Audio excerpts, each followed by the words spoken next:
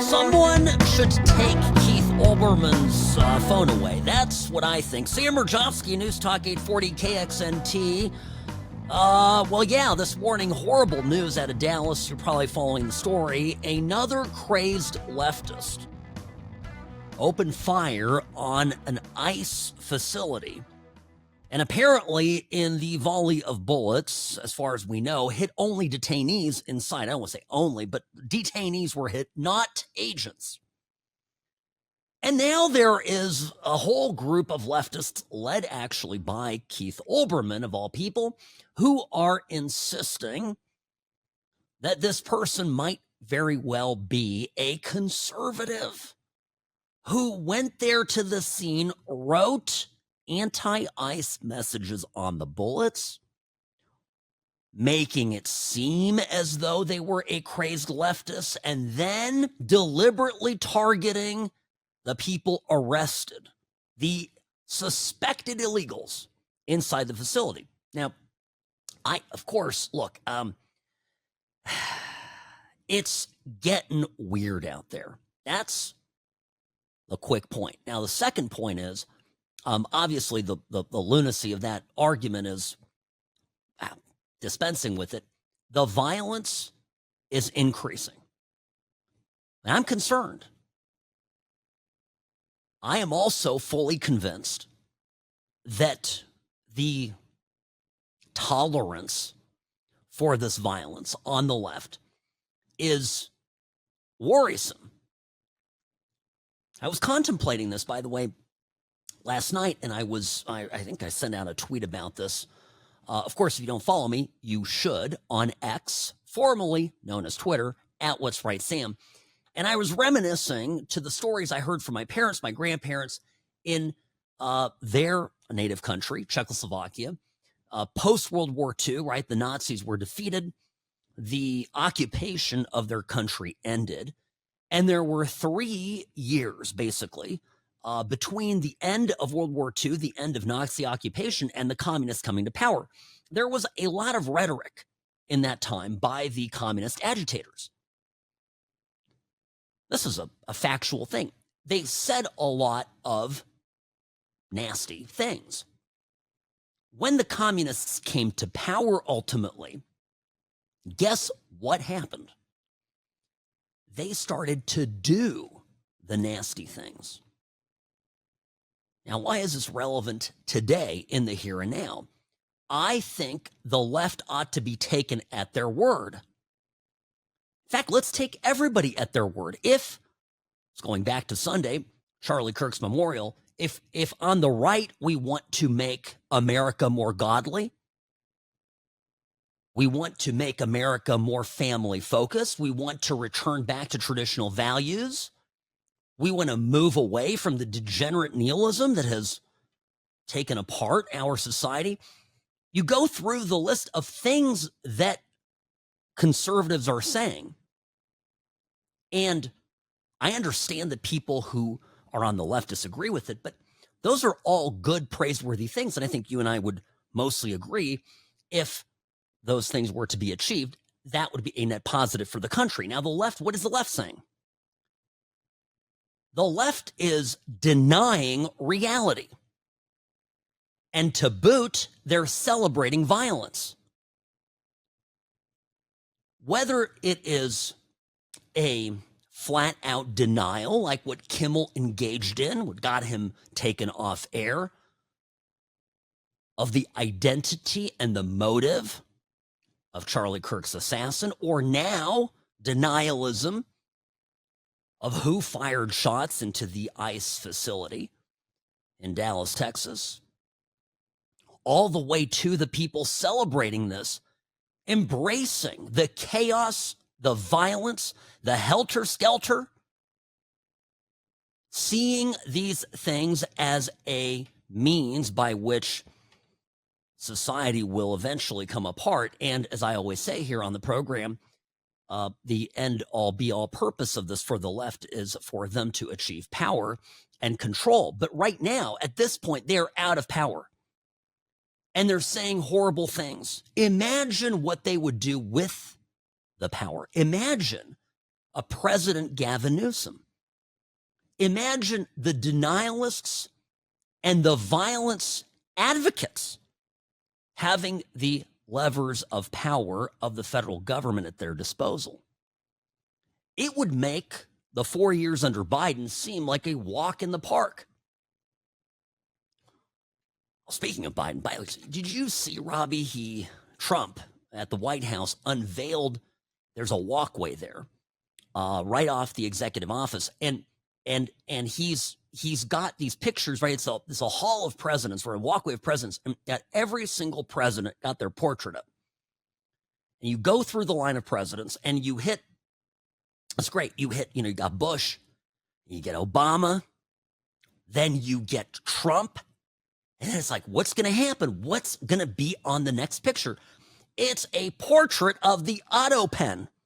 Beautiful gilded frame. It's there will never be anybody like Trump. Okay, and then it goes, of course, Trump, the next portrait. So Trump 47, or as I like to call it, Trump 2.0. But I saw a number of prominent conservatives in the last 24 hours make a very important key point. I think I find myself agreeing with it, which is that now is the time to stop talking when it comes to violence.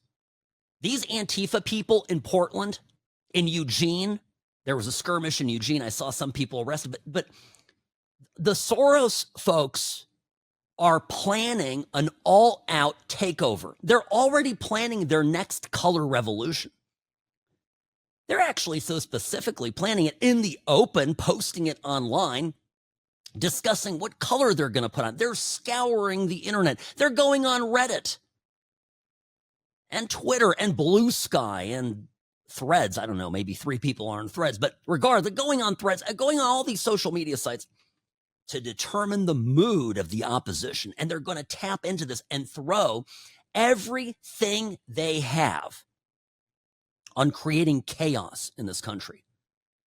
And should they succeed, we will not only lose the gains that we've made over the last several months, but I expect things to be even worse than we remember during the presidency of the Otto pen.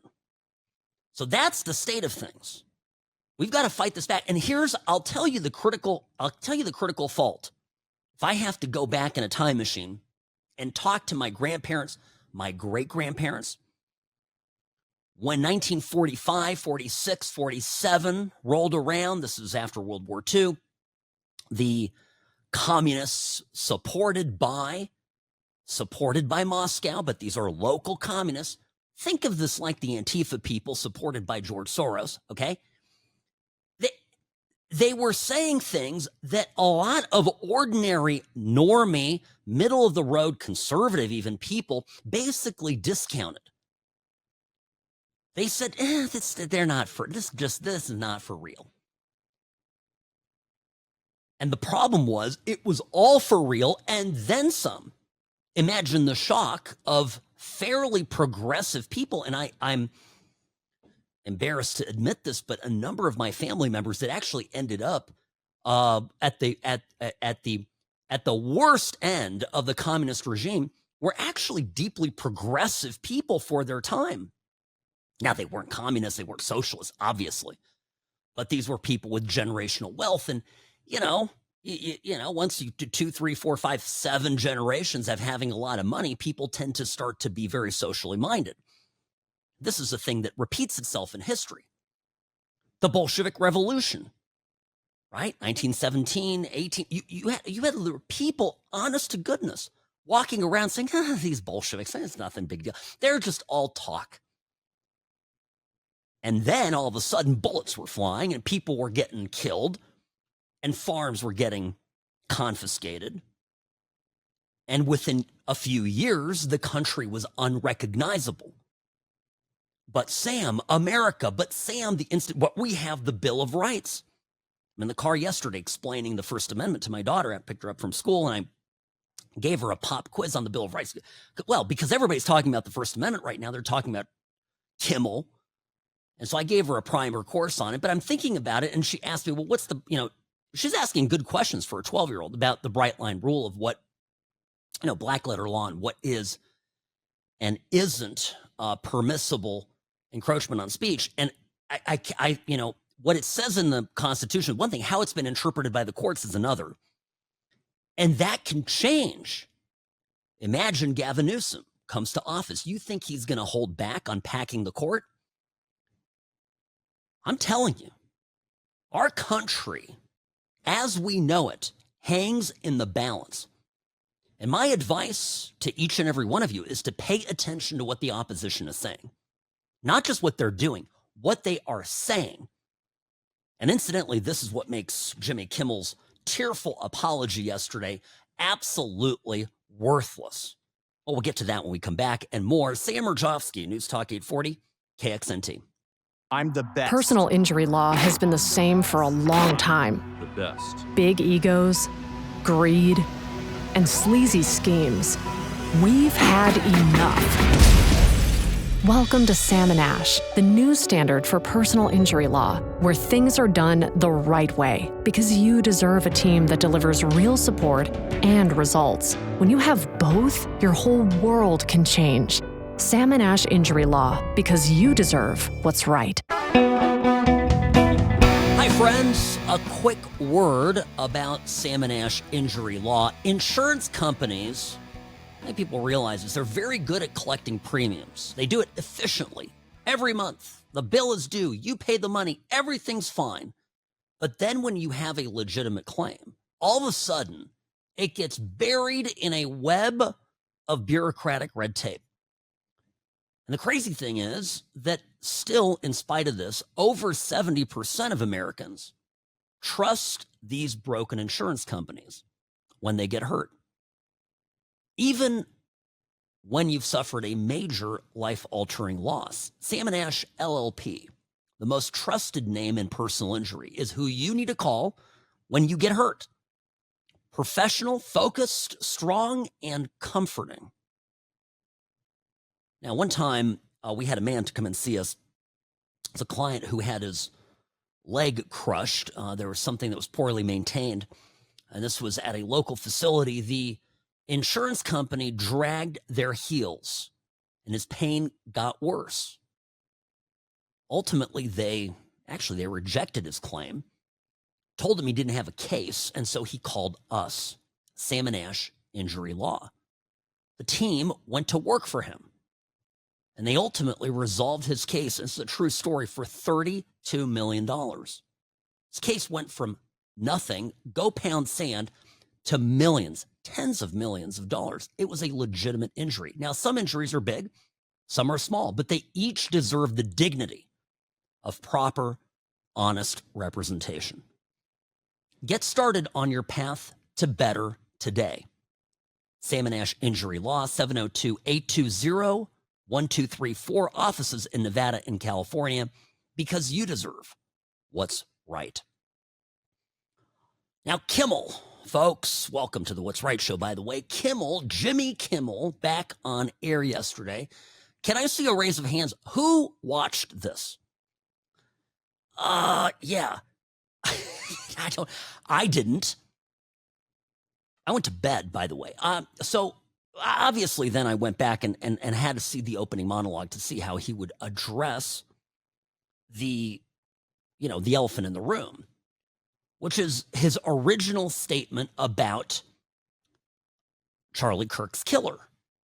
Let's go back to that. Last Monday, Kimmel said, and I quote, "We had some new lows over the weekend, with the MAGA gang desperately trying to characterize this kid who murdered Charlie Kirk as anything other than one of them, and doing everything they can to score political points from it."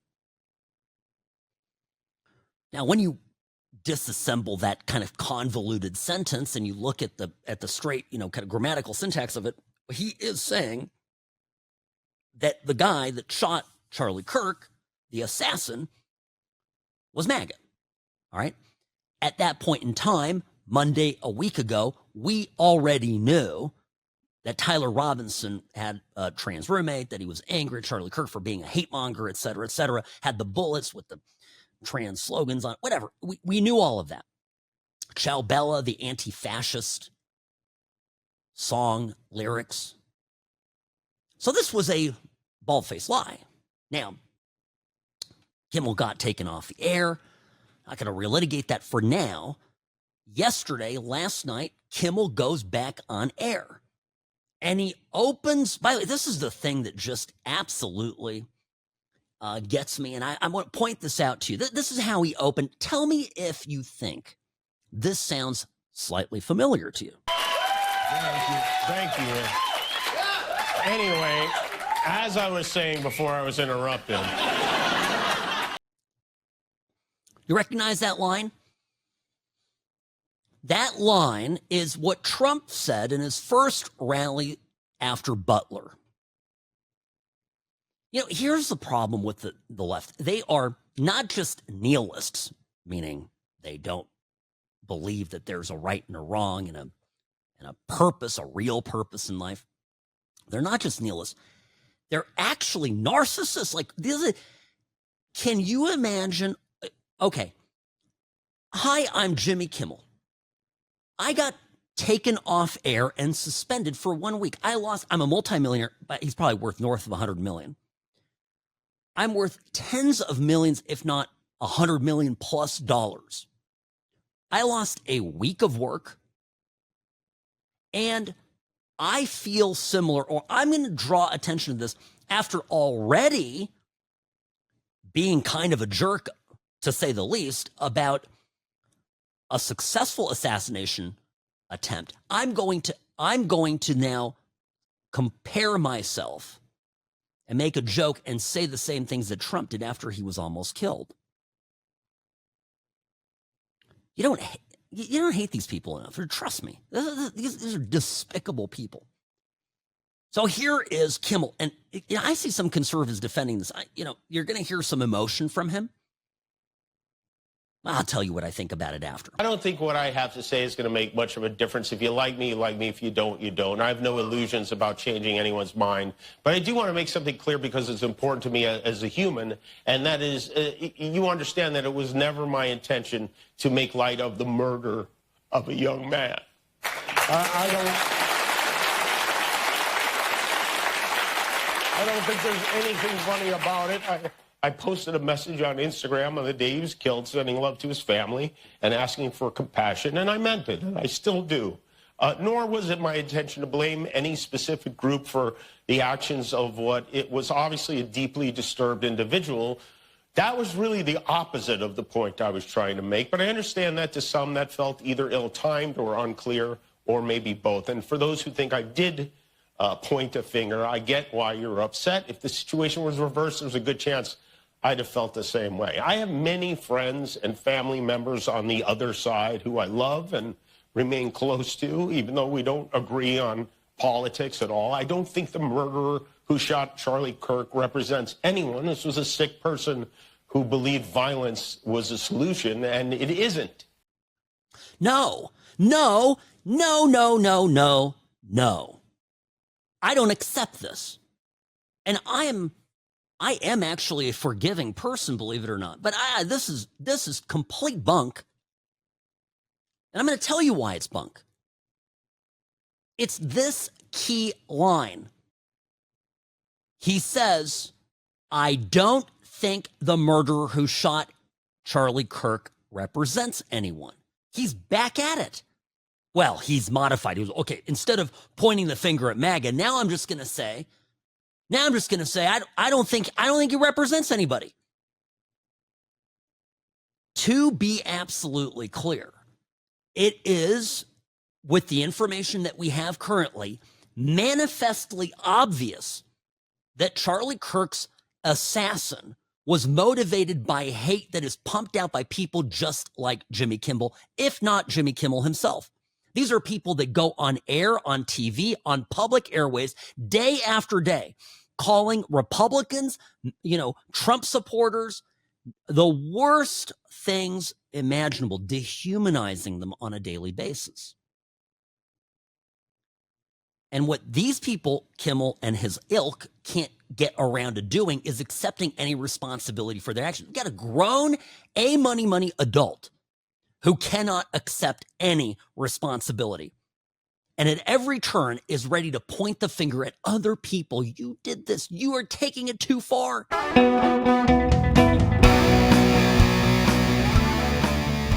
Rarely wrong, always right. Sam Mirejovsky here, Nevada's favorite recovering Californian, behind the What's Right microphone. Friends, good to be here with you, as per usual, Monday through Friday, 1 to 3 p.m. on the What's Right Radio Network. Now, I've got this hot off the presses. This is about an hour or two ago.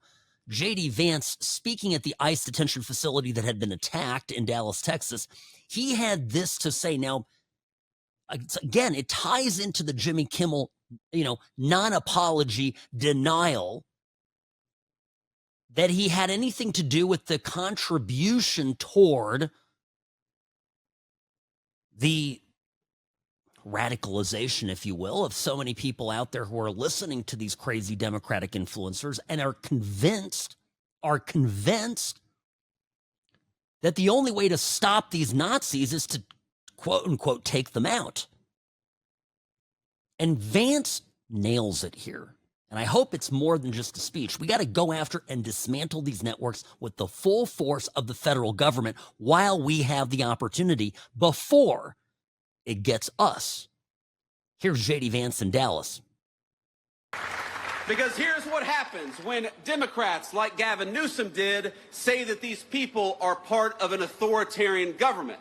When the left-wing media lies about what they're doing, when they lie about who they're arresting, when they lie about the actual job of law enforcement, what they're doing is encouraging crazy people to go and commit violence.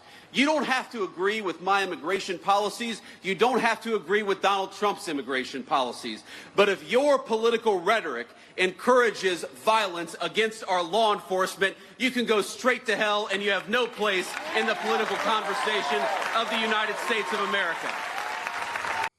Now, Morning Joe Scarborough dusted off Hillary Clinton, brought her back from the crypt, and put her there in the chair to give the Democrat position on this. This was this morning. Again, MSNBC, Morning Joe. And Hillary Clinton immediately goes on to say, yeah, all this demonization is a problem, but it's coming from the right. I include myself. We have got to stop demonizing each other. Exactly. Yeah. Now, I think most of that right now in our country's history is coming, from the right, coming from people who want to dominate. They want their point of view. Writing out slavery from history, that doesn't make it go away. We have got to stop with the finger pointing and the scapegoating. Okay.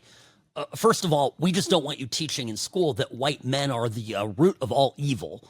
She continued on that topic, by the way. The men that are all, white and that are all part of a particular religion. So really, literally, as Hillary Clinton is saying, I got to stop demonizing people, she then goes on to demonize people. But I digress. What's she saying here? She's saying that we ought to be better and have a more polite discourse, but really the biggest problem is coming from the right. And then we see an attack like we saw this morning. We see what happened to Charlie Kirk. We see the violence being perpetrated across this country, and we can tie it back to some things that the Democrats are saying. Now let's talk about ICE.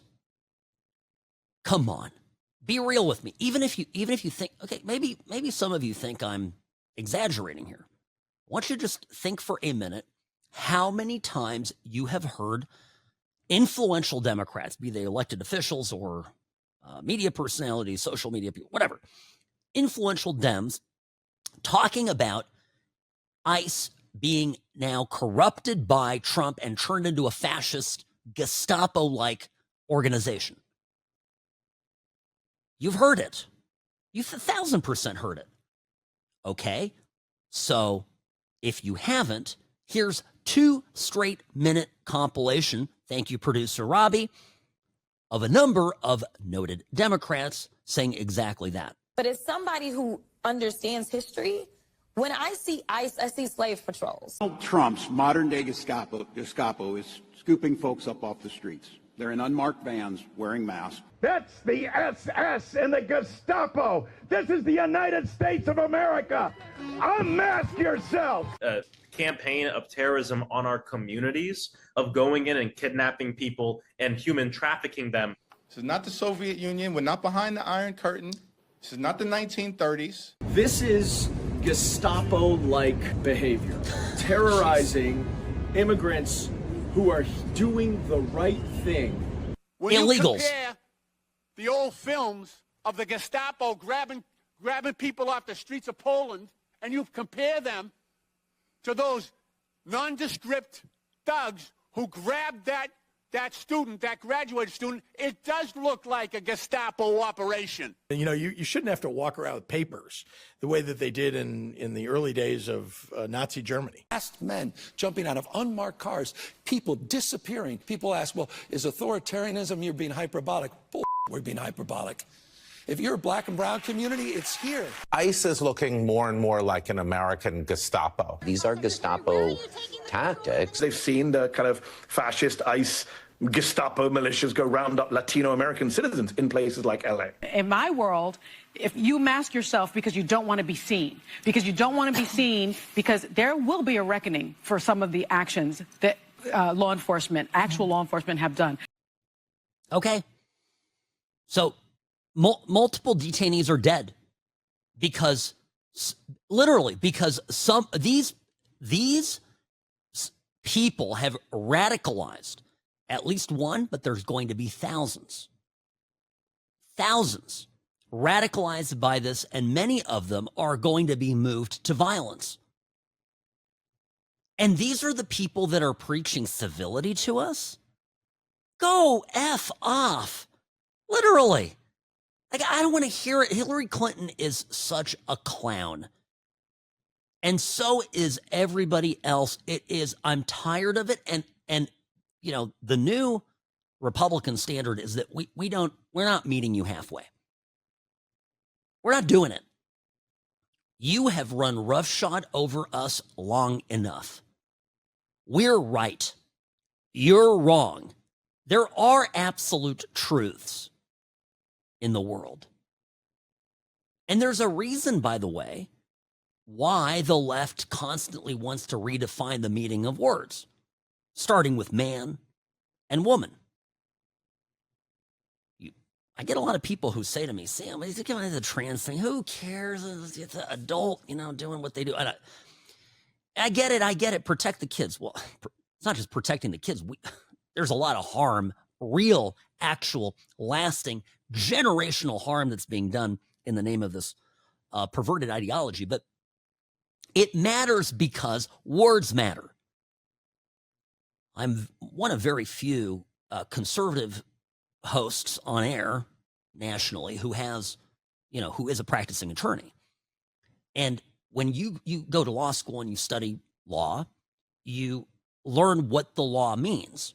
And in order to know what the law means, you have to define words. The words are the mathematical formula that comes out with a result that has legal standing in society, right? It's almost as simple as 1 + 1 = 2.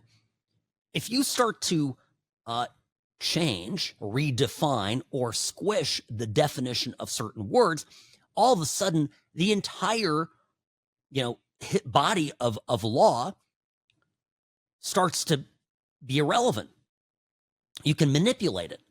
The left knows exactly what they're doing, and they guilt us by saying, can't you just be compassionate? Can't you just pretend that he's a she or she's a he? Can't you just pretend? Okay, so what if the person thinks they're non-binary? What the hell is non-binary? It's not real. I tell my kids this all the time. There's some things that can be debated. There's some things that are like indisputable fact. There are two genders. Male, female. Sexes, I should say, not genders. Being specific here. Right? But there's a reason why they want to change the meaning of the words. There's a reason why they want people, and they keep driving it home. I know it was a long clip. Robbie, I'm glad that you made it long, because I want people to hear how they're all programmed to call ICE Gestapo, because they want to redefine it. And they'll repeat it and repeat it and repeat it. And just like Joe Stalin, tell a lie enough times, every propagandist, Goebbels, everybody, you repeat the lie enough and it becomes the truth. The communists did it. The Nazis did it. The real Nazis, okay? The actual Nazis. And it's extremely dangerous what the left is doing here. They're playing with fire. I am worried. I am worried where it goes from here. And it bothers me. And it ought to bother you as well. Sam Mirejovsky, News Talk 840 KXNT, the What's Right show, brought to you by Sam and Ash Injury Law, because you deserve what's right.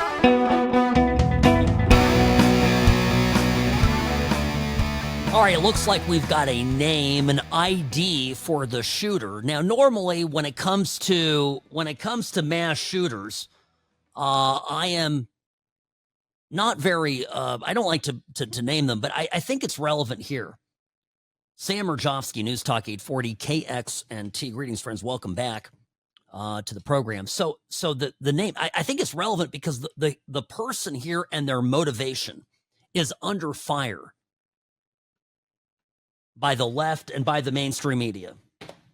So that's why we need to do this. All right, so Joshua John, or Jan, Jahn, not sure how he's pronouncing that. There's a picture, some photos of the bullets, apparently, with the anti-ICE slogan on it. A car, a vehicle that was apparently searched by law enforcement. So this is stuff that's, it's a fluid investigation, but 29 years old. That's what I find out. 29 years old. Sorry, folks, for reading this in real time. And so, okay, there's one detainee that was killed and others that were injured. That's what we know. You know, the last 2 weeks, if we're going to talk about political violence, Charlie Kirk's assassination, the failed firebombing of a Fox News van, there was the drive-by shooting of the ABC News affiliate in California, where the guy is literally upset that Kimmel was taken off. It starts shooting up at the facility, and then a judge releases that person. I don't know if you knew that follow-up. I happen to think that somebody who is willing to just, pepper spray a building with bullets,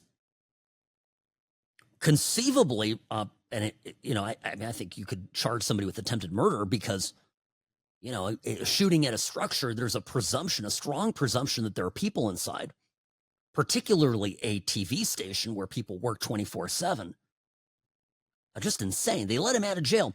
Well, what about the Free Palestine activist who went to the wedding in New Jersey? And then, of course, the heinous acts from this morning.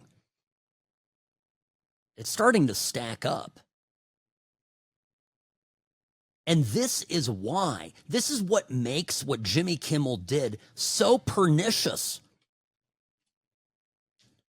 Lying about the motives of the person. He knows what he's doing. And that Disney tolerates it, and that ABC tolerates it, is particularly heinous because the truth matters. The left is violent. They have a violence problem. And none of these people want to admit it because then it would come back on them.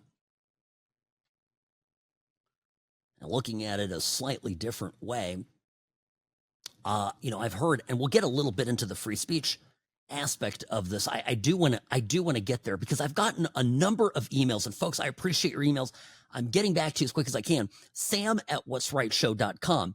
And I've noticed that many of you are interested very much in the First Amendment and how it, what role it plays here. And, I always want to come back to the idea that you have public airwaves. These are public airwaves, and that there is something called the equal time doctrine. And particularly during election cycles, these stations can't just become partisan, completely left or completely Democrat 24/7. How many conservative voices are on ABC or any of the, big four networks that occupy the public airwaves? The left right now is screaming that this is the most unprecedented attack, infringement on free speech ever. Tuesday night, Jake Tapper sat down with Seth Meyers. Now, Tapper really should just crawl away and disappear, but, libs have no shame. So here's what he said. It's a great tee up as we prepare to talk about the concept of the First Amendment as it presently exists. But what was your original take on how this all went down starting last week? I mean, I thought it was pretty much the most direct infringement by the government on free speech that I've seen in my lifetime. Yeah. You have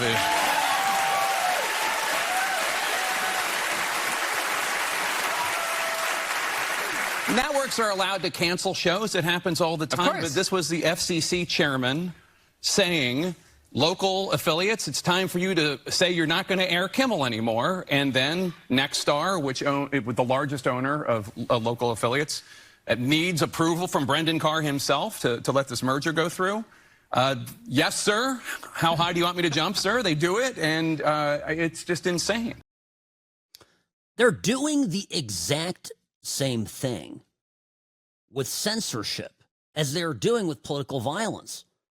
Oh, this is nothing. It's actually the right. Look at what the right is. Oh, my goodness, this is violence from the right over here, over here. Some of you have been listening to this program for a while. Many of you have followed me during the time of the early stages of the Biden presidency, 21, 22, when Biden was actively censoring people on the internet. The Biden administration, and we know this now via the Twitter files, all the light that was shed following Musk's takeover of Twitter, we discovered that it was people inside the Biden White House in the administration that were sending specific posts of influential Americans, people that had big followings, 1 million people, 2 million people, actually people that were in many respects far more influential in the scope of their reach than Jimmy Kimmel, that were criticizing Biden's government. They were critical of the Biden administration, of how they were handling COVID. And they were telling Twitter, they were telling Meta, they were telling Google, take this down. And they did it. And they did it out of fear of government regulation. There are pages and pages of documents of back and forth where actual threats are being made. Not the president getting up there, to take this guy off air. Absolutely just black and white threats. It's a big deal. And they sit here and go, this is unprecedented. Jake Tapper's the same idiot who went around defending Biden, and then when Biden finally lost, or Kamala lost, only then he decided to capitalize on winning. Oh, look at this. Biden was absolutely, so many people covered it up. I got taken. People are shameless. They're weak-minded.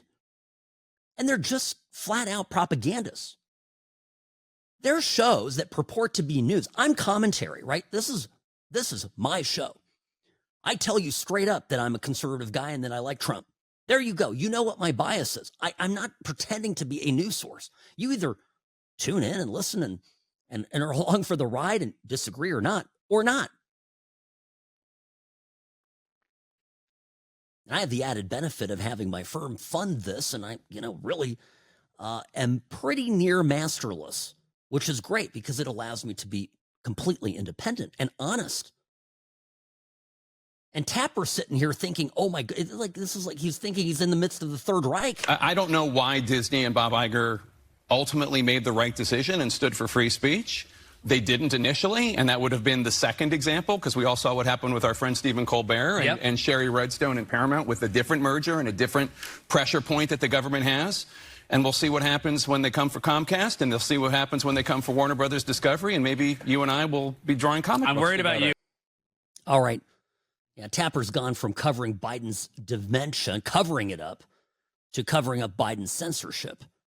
All this is so crazy, but I'm going to explain to you this free speech idea. They're using it all wrong. They fundamentally do not understand what free speech means. And I'll tell you where this all ought to go and how it should be handled. Sam Mirejovsky, back in a moment.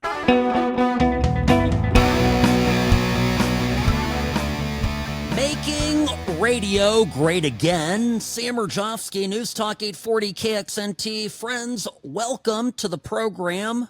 Good to be here with you as per usual at What's Right Sam on X, formerly known as Twitter, and Sam at what'srightshow.com. Send me an email just to say hi. I said that yesterday on air, and I got a lot of hellos from many of you, and I love getting that. Always do a quick reply, and now we're in touch. So when you have a question, comment, concern, easy to dig me up in your inbox. Now,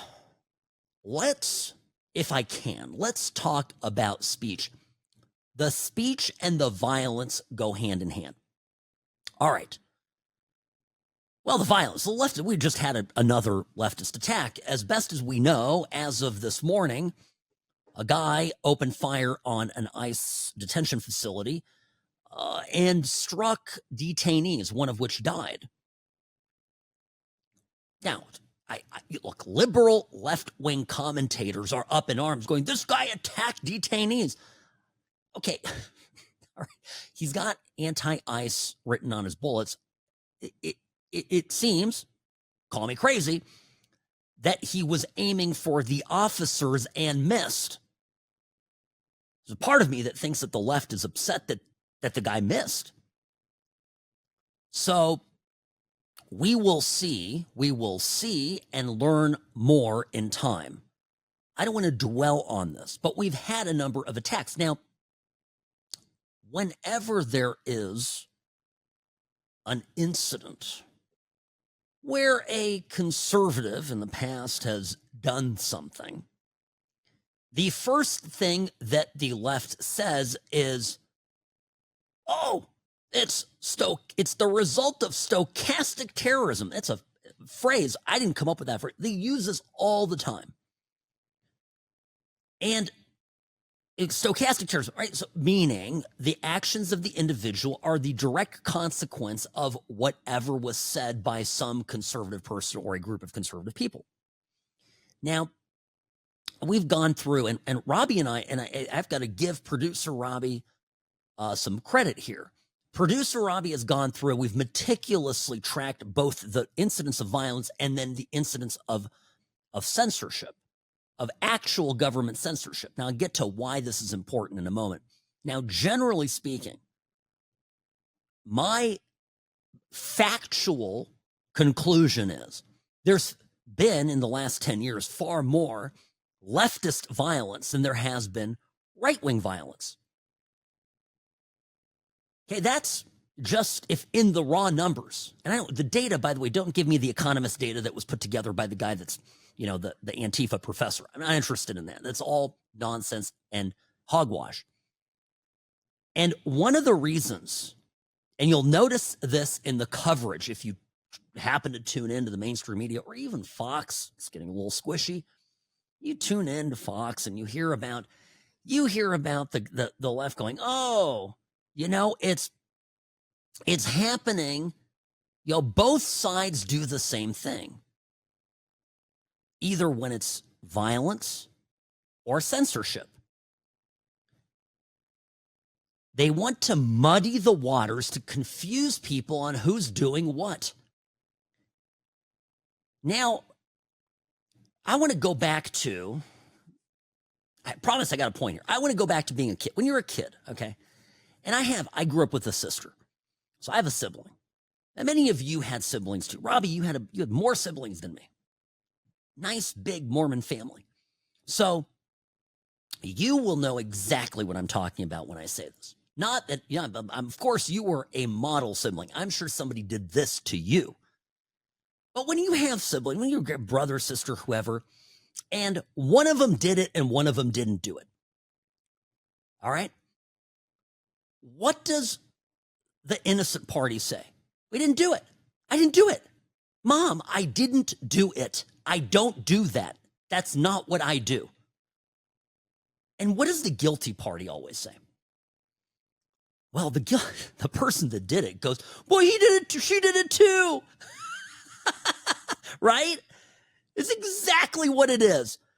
And I want you, when you're watching the news, to just put it through that human filter of your own personal life experience. But they're doing it too. They do it too. It is not just projection. It is a deliberate mechanism that we learned from the time we're able to speak and reason. From the moment we're able to lie as people, most of us have done something like that. And now the left is engaged in it en masse because this is their way to get out of it. Settling for both sides are equally guilty is as good as it's going to get for the guilty party, right? Well, you know what? Everybody's doing it, right? So now let's go. Let's talk about the censorship thing. First of all, I think a lot of people, honestly, on the left, Jake Tapper, and all these people do not know what the First Amendment actually is. The First Amendment guarantees you the right to speak free of government coercion or interference. The government cannot prohibit you from saying something, for speaking based on the content of your speech, nor can they coerce you or make you say something. Mentioned last hour, I had this conversation last night, picked up from school. My daughter stayed a little late for some sports after school, and so I'm driving her home, and I said, well, let's talk about the First Amendment, because it came up, and I said, they can't make you say stuff. And so I love it, 12 years old, she comes up with all of these scenarios. Well, let me give you this scenario, Dad. Trump is at a rally. He's at a rally, and he points to somebody, and he says, you say that you love America. Is that a violation of the First Amendment? I said, well, he's the president. So I go through the issue spotting. He's the president. He's the government. But it's not really coercion, because that person still has agency. They can say no, and there'll be no consequences. Now, if he says, say X, or we'll fine you or imprison you, now that's a problem. We don't really talk about the coercion side of it, but we do talk about the prohibition on speaking, and it has to be content-based. That's where you have strict scrutiny. That's the highest level of legal, of a legal standard. That's the government has to have the most egregious circumstances to prevent you from saying something on the basis of what you're saying. And they can limit you in time, place, and manner. And I explained this to my daughter. I said, well, listen, can somebody speak and say, I hate Trump? Yes, anytime. But what if they do it with holding a bullhorn on a public street, but in a residential neighborhood at 2 a.m? No, you can't do that. Time, place, manner. So I was explaining all this to her. I'm hearing all of the stuff about Disney and ABC violating Jimmy Kimmel's free speech rights. Jimmy Kimmel is an employee of a private company. That company cannot violate his free speech rights. Only the government can. And I have not seen, this is really important, I have not seen anywhere a black and white threat by Trump to pull the FCC license of Disney, of ABC, over the Kimmel Show. I've read all I know it's being characterized that way, but I haven't seen it. Now, my opinion is that the ABC people are actually in violation of the FCC. The ABC people are in violation of the FCC rules by virtue of having nonstop left-wing programming on public airwaves. That as a public broadcaster, they are obligated to give equal time. So there is actually a colorable argument for why a threat would be real, but it doesn't even come close to the stuff that was happening under Biden during COVID. There are explicit emails going from the top people in the Biden administration who were in charge of this, threatening Zuckerberg and the Meta, the Facebook team, if you do not handle this, we are going to make your lives a living hell. They did that. And the Democrats are pretending like it didn't happen. By the way, Jim Jordan, just 2 days ago, congressman, right, House Oversight Committee, God, was so excited that he got Google to admit that they did this under Biden, and admit that they deplatformed conservatives, and then got them to promise that they would never do it again. And it's, to me, the weakest spectacle that the Republicans could possibly give us. Because these companies ought to be punished to hell and back over what they did over the last 4 years. But was Jimmy Kimmel or Hillary Clinton or Gavin Newsom or any of the other outspoken, now defenders of free speech on the left, were they anywhere to be found in 2021 and 2022? I'll give you a list. I will come back. I'll give you a list of all the things that they did. All the people that were removed. It was absolute mass censorship of any dissenting opinions. And it happened again and again and again. And when the smoke cleared and when the lawsuits began to fly, we found through discovery and ultimately through Elon Musk opening up the Twitter archives and finding all the stuff and publishing all the emails, we found that it was literally directed by the government of the United States. So I take this very personally that that the left is trying to play victim here. They are the most egregious, illiberal, ironically, small l, illiberal, undemocratic people on the planet. The only way that their nonsense works or sells or is able to propagate is when they have control over the airwaves and when they silence the opposition. In the open marketplace of ideas, they lose. And by the way, that's why you see the violence that you see. That's why the bullets start flying, because they have run out of arguments. Sam Mirejovsky, News Talk 840, KXNT. This hour of the program brought to you by Sam & Ash Injury Law. In a crash, call Sam & Ash, 702-820-1234, because you deserve what's right. The Sam & Ash team, they wanted me to have the best care. They had my interests at heart. I have an enormous amount of gratitude. I cannot say enough thank you.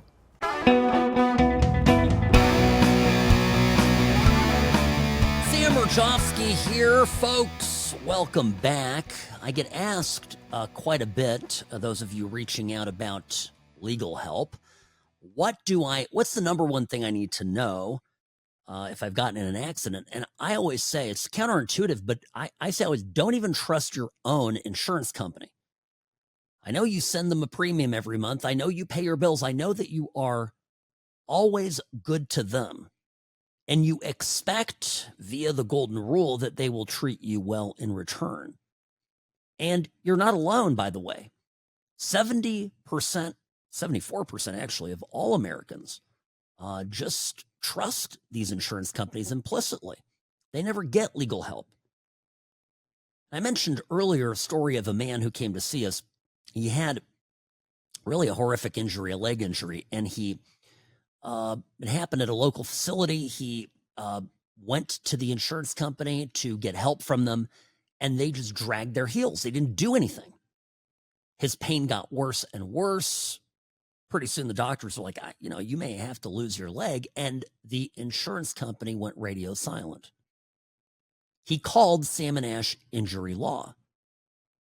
He got help. The team went to work for him. And ultimately, the case was resolved for $32 million. Now, some injuries are big, some are small, but each of them deserve the dignity of proper representation. So get started on your path to better today. Salmon Ash Injury Law, offices in Nevada and California, 702-820-1234, because you deserve what's right. Now, here's another person, incidentally, that's hiring a lawyer, and it's not Salmon Ash Injury Law. It's a different kind of practice, and it has to do with civil rights. Douglas Mackey, do you remember who this was? We on the What's Right show have been talking about Mr. Mackey for some time.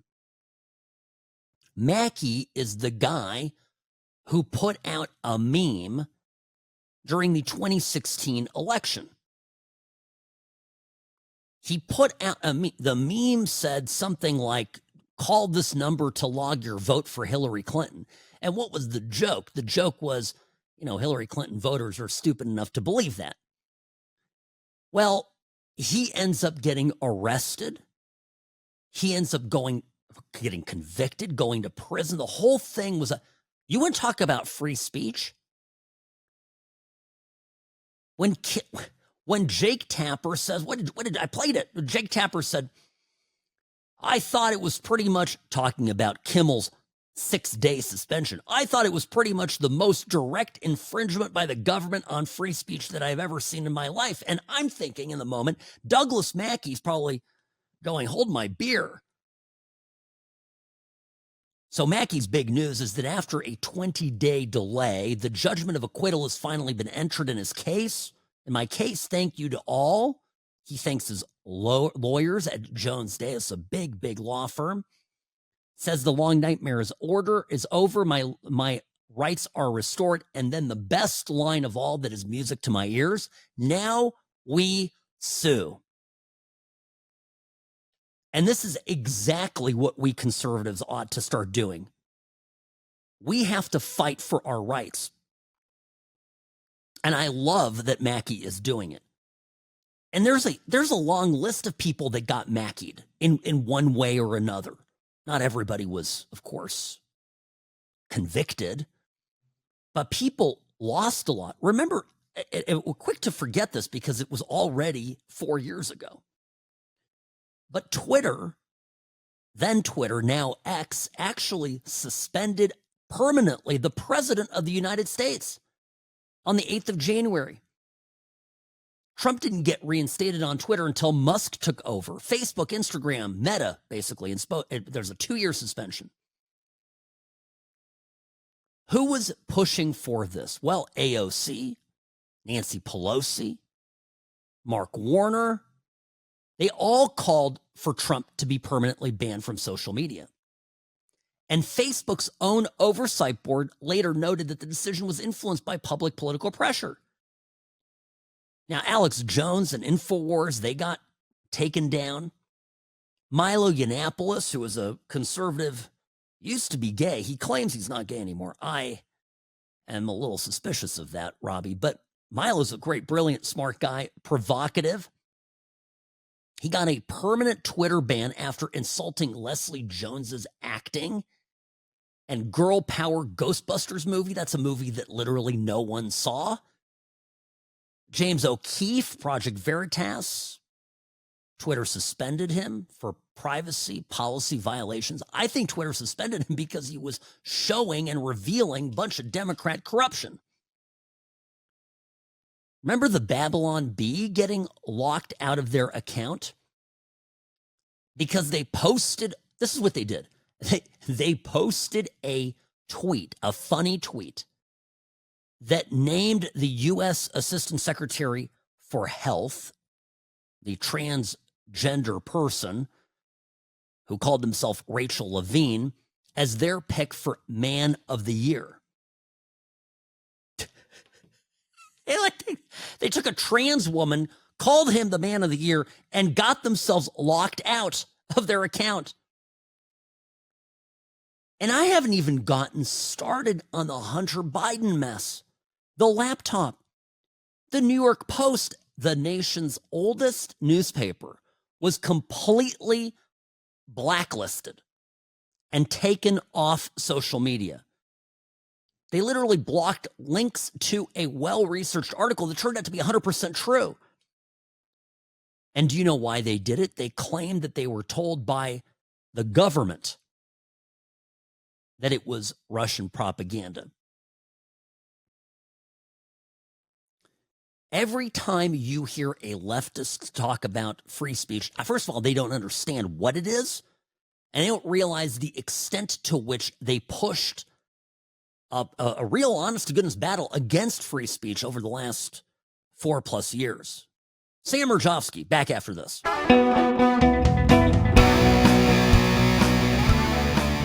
Oh my gosh, Robbie, I've got to share this with you real quick here. Sam Mirejovsky, by the way, the What's Right show, brought to you by Sam and Ash Injury Law, is on. So I have a very dear friend of mine now in the country. I'm going to go see him next couple of days. So I will be away from the show, unfortunately, and he's visiting from the Czech Republic. Influential guy, and I known him for years. Anyway, his wife, they were in San Francisco, and his wife got sick, a pretty bad, some kind of infection. And so my buddy takes her to a hospital, to the ER in San Francisco. Now, this man is from a former communist country in Eastern Europe. What he saw in the San Francisco hospital was, as he put it, as he described it, apocalyptic. Absolutely apocalyptic. There were fentazombies everywhere, people with open lesions, people passed out on the floor in chairs, people. Well, I'm not going to get into too many details, otherwise I'm going to just gross you out. So I have this question, right? San Francisco. Do you know what an incredibly beautiful city San Francisco is? I'm sure you do. As many of you have gone there at one point or another. I don't recommend going right now because you may get, hepatitis C just by walking around. But San Francisco, the buildings, beautiful, stunning. You know who built San Francisco? But I just want to say this to Hillary Clinton. I want to clue her in on something. San Francisco was built by rich, capitalists, white men, robber barons. Remember when you went to school, they kept calling them robber barons? And I'd go home and I'd have my little social studies book, from the 5th grade or 6th grade. Robber barons. My dad and mom would go, robber barons, they built New York, they built Chicago, they built San Francisco. These are the people that built America. What the hell are your teachers teaching you? Here's the thing. Hillary Clinton, I remember I played that interview. I'm going to come back to this because I have the other part of it. I only summed it up before. But Hillary Clinton got into the whole us versus them thing again. It's what she does. It's par for the course. And so Hillary Clinton gets into it. I want to play it for you because I'm reflecting on my friend's experience in San Francisco. And my heart is broken for America. It really is. This is this morning on Morning Joe, Scarborough, MSNBC, talks about this, and this is her anti-white rhetoric, but really these are all buzzwords for communism. I mean, this is what she's advocating for. Have a listen to what she says. The idea that you could turn the clock back and try to recreate a world that never was, dominated by, you know, let's say it, white men of a certain persuasion, a certain religion, a certain point of view, a certain ideology, it's just doing such damage to what we should be aiming for. And we were on the path toward that. I mean, imperfectly, lots of, you know, bumps along the way, but I agree with you, we were on the right trajectory. Okay. We were on the right trajectory under Biden by calling everything that was white bad. By the way, this is why the Democrats are going to lose America. And the only way they can get America back in their clutches is to flood the country with people that aren't white. Hence, something that people have called the Great Replacement Theory, right? And it's real, and there are documents about it. But I digress. If I gave you the choice to live in the America built by rich white men and go to the emergency room and not have to step over human secretions just to get treated as a tax-paying, insurance-paying, law-abiding American, would you do it? Because I think my takeaway, you have to be honest and say it, because for so long, the other side, berated us into the silence. You can't be proud of, you know, of Anglo-Saxon, white Protestant, Catholic, whatever have you, Jewish, even Western civilization. I wrap it up into Western civ. I don't particularly care about the religion aspect of it. It's Western civilization for me. There are plenty of people who weren't particularly religious that contributed immensely to what we have as Western values. So I don't get hung up on the religion aspect of it, but I certainly do believe in merit. And I look at what makes, these great American cities great, and it's all stuff that was done in the past. And guess what? As soon as San Francisco was taken over by the left, it has been on a long and precipitous course of decline. And you had certain flashes where it came back because even the leftists were, oh, that's too far left. And so they course corrected and started doing conservative things like GASP, law enforcement.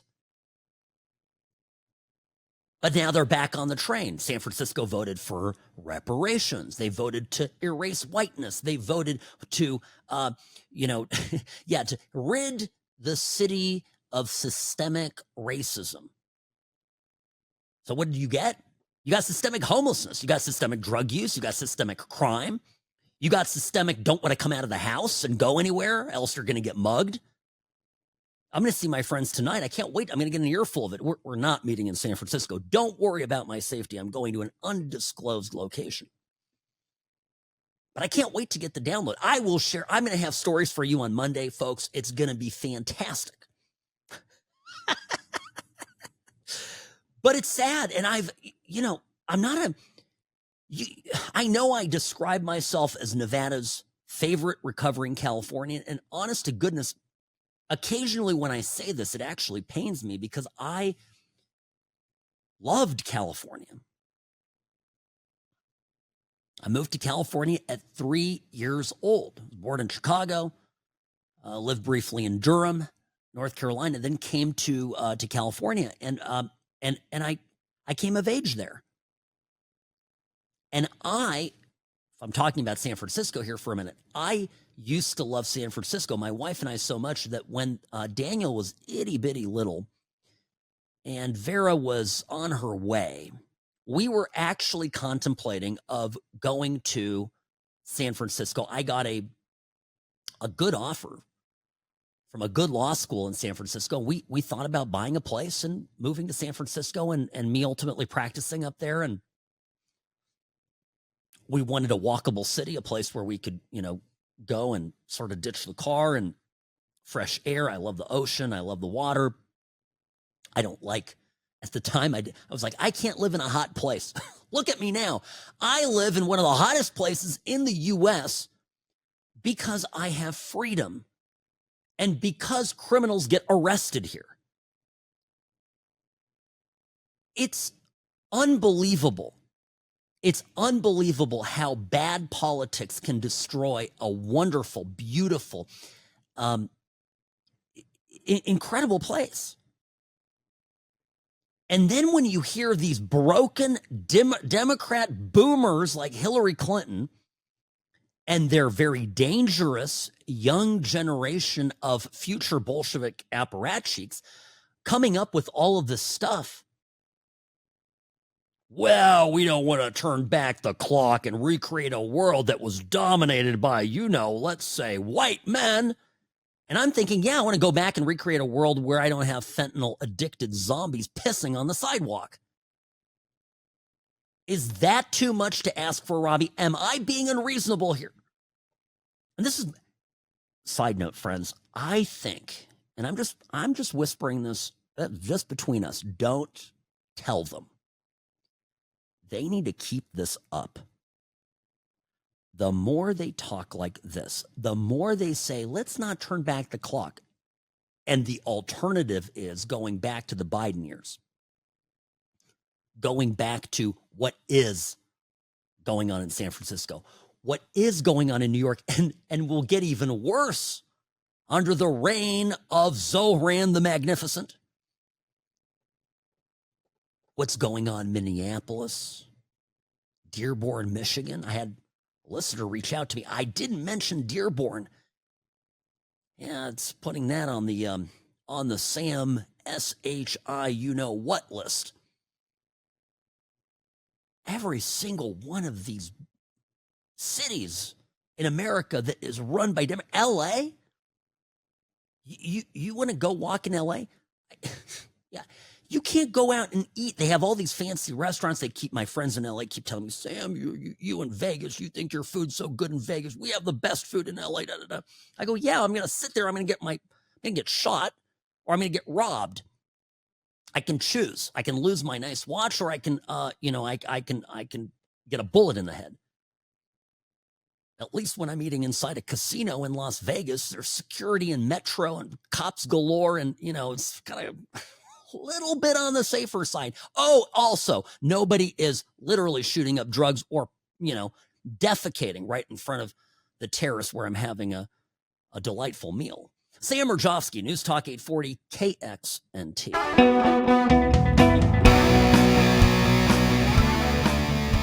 All right, there's a few reports just to put it on your radar. The FBI saying it found classified documents in John Bolton's office. So, that's not good for the walrus. And then, of course, NBC News has been reporting today that James Comey, the former FBI director, is likely to face a federal criminal indictment in the next 6 days. Charges include lying to Congress. So, by the way, the statute of limitations on the perjury charge expires next Tuesday, so I anticipate we'll know something about this. Now, I'm going to be off the next 2 days. We got good stuff planned, so just letting you know, being transparent. I, of course, will come back on Monday, and I'm going to cover everything, and just trust me, that's not going to be a show you want to miss. Did you notice the anti-riot barricades that are being driven to the White House? Robbie, this happened a couple months ago. They did the same thing, and then nothing really occurred. But the speculation is that something big is going to happen, and so they're preventing a run on the White House or some kind of, creating an extra perimeter there. I'd like to point out that at all times, Trump is under great risk, and so are all conservatives, actually.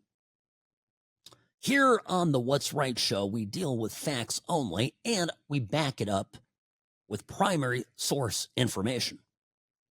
I got to play this clip for you. I mentioned this before. This is from last week. The Indivisible Movement. These are the George Soros agitator people, or I think you can call them agitprop people. Ezra Levin, Leah Greenberg. I've played stuff of theirs before. They are so certain of themselves that what they're doing is noble and right that they are publicizing their plans on the internet for the world to see. It's really something. And here they are, and I credit Mike Benz for highlighting this. Here they are actually talking about how they're going to start a color revolution in the vein of USAID, Victoria Nuland et al., right here in the United States of America. We need a national symbol of unity to stand against authoritarianism or for pro-democracy. I'm interested in using purple bandanas. It's not about being red or blue. It's about standing in solidarity with each other for our democracy. How can we as a group come up with something we can stand behind? The color yellow and black have come up a lot, which is obviously very kind of people taking pieces of the No Kings logo and running with it as a color scheme. You can debate like it should be purple, it should be yellow, it should be green, whatever it is. I'm all in yellow, or I've got my yellow bandana, or it's whatever it is. We had a whole hour-long meeting with folks, was it yesterday, Leah, just on this specifically. Once we have something, we are going to be asking all of y'all to help be the first movers on this to make the thing a thing. Hopefully we'll be ready to come back here soon and try to push on something like that. I have to say this. It might seem innocuous. Sam, they're only talking about colors. Will you relax? They're branding the next mass protest, and the media is going to tell you, look at this spontaneous thing. Look at this thing that just happened. Look at these people. These people want freedom. They want democracy. They're protesting fascism and Trump and everything. Orange Hitler. Black and yellow, black and yellow. It's just these colors. They're going to make us believe that it's all super spontaneous, organic. None of it is. This is why I think, strongly believe, that a lot of the violence, if not all the violence that we saw on January 6th was agitated and created by, paid, people. USAID money, Soros money, whatever it was, paid agitators there, and Trump opened himself up to it. I mean, this rally was, he fell right into the trap. Hindsight's 2020, right? You see this? I'm a little offended. Sam and Ash has the color purple. We have the color purple.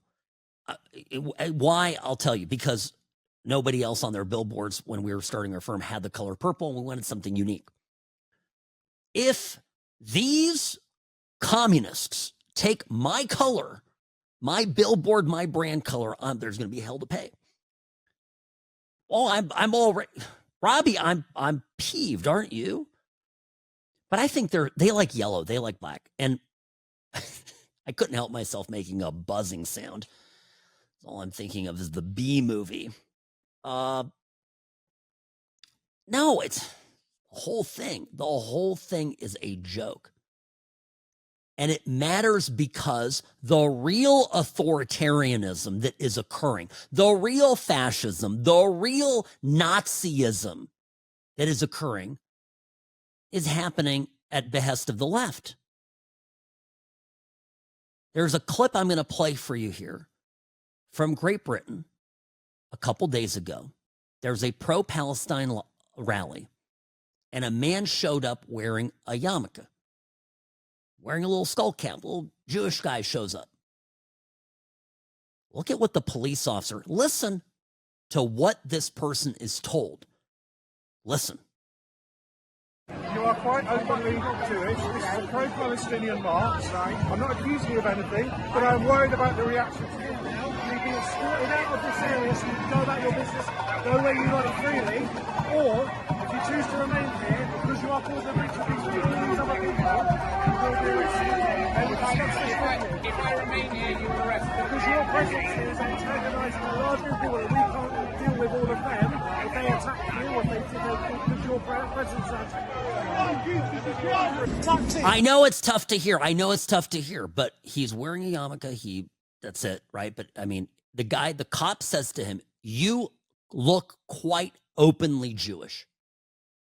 And you are antagonizing these people here with your appearance. And if you remain here, you will be arrested. Okay? That's the Labour government. That's the Democrats of the UK. They are now arresting Jews for looking Jewish around protesters, Palestinian, pro-Palestine protesters. You tell me who the fascist is. You tell me which regime is closer to Kristallnacht, okay? Which one is closer to Nuremberg? It's not Donaldus Maximus, aka Donald J. Trump. No chance. By the way, here is a woman who gets arrested in Great Britain at a rally on another day, and this was her crime. We're in England. It's a Christian country. I don't want to hear anything about the Quran. More Christian church. And those angels apportioning each one. So she says we're in a Christian country to a guy handing out the Quran. They get into a little back and forth, and now what happens? Well, skipping ahead, I'll tell you what happens. There she is getting arrested. She's getting arrested. What is her crime? What is her crime? I'll tell you. Her crime literally is saying, this is England. We're a Christian country. You know, the reason the left fears Christianity, and I say this right now as a person who's not terribly faithful, the reason they fear Christianity is the absoluteness of right and wrong. They fear right and wrong. They fear the truth, and we cannot let them get away with it. These are the real fascists. Sam Mirejovsky, over and out.